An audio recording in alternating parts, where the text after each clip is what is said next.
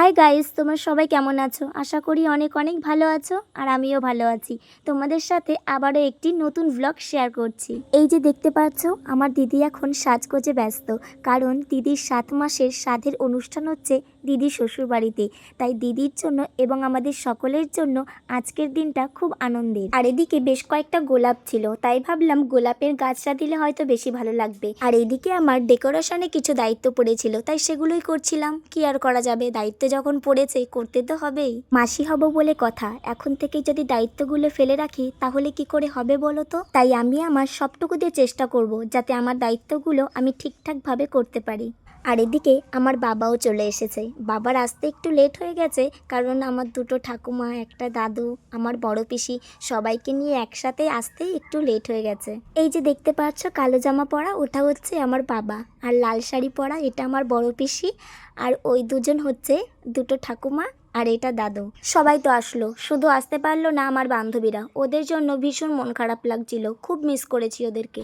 আর তার থেকেও বড় মন খারাপ লাগছিল, সবাই তো এসেছিল, সবার মধ্যে আসেনি আমার মা।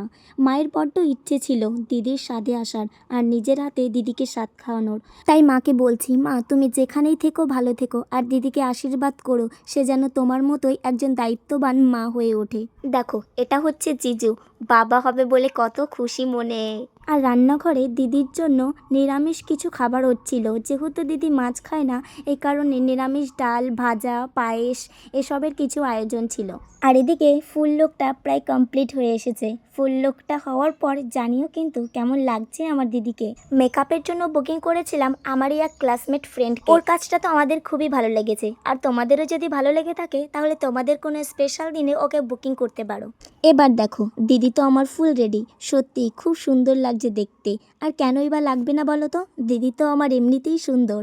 আচ্ছা, আমার কথা ছাড়ো, তোমরাই বলো কেমন লাগছে আমার দিদিকে। মোটামুটি সবার রেডি হওয়ার পর আমি একটু চট করে রেডি হয়ে নিলাম, আর পেছন থেকে আমার ভাই একটু পোস্টপাস দিয়ে বেরিয়ে গেল। এরপর ডেকোরেশনের কাজটা শুরু করে দিলাম। আমি একা একা করছিলাম বলে আমার হাতে হাতে অনেকেই হেল্প করছিল।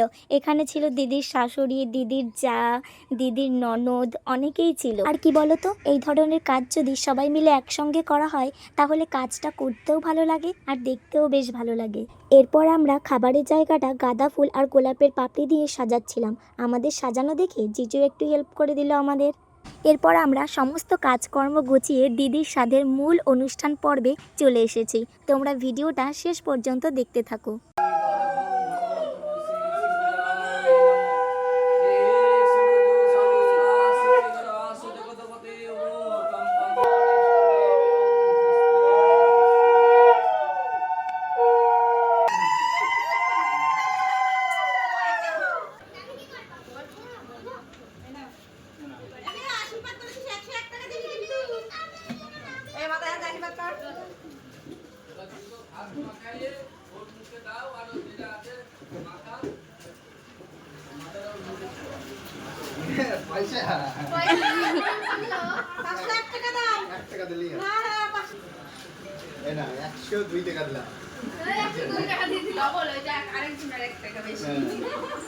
দিদির তো এদিকে সকাল থেকে ভীষণ খিদে পেয়েছিল। ও একটা কথাই ভাবছিল, নিয়ম কানুনগুলো কখন শেষ হবে আর ও কখন খেতে বসবে। আর খাবার পর আরেকটা নিয়ম আছে, নিয়মটা কিন্তু বেশ মজার, সেটা তোমরা নিজেরাই দেখে নাও।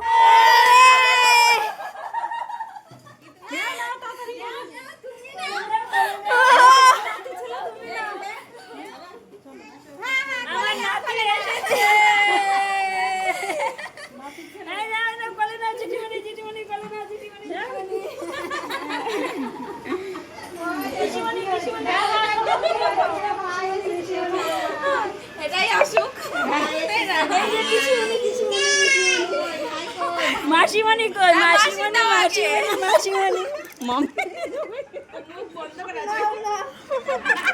দেখো তো, খাইও দিচ্ছে মনে হচ্ছে।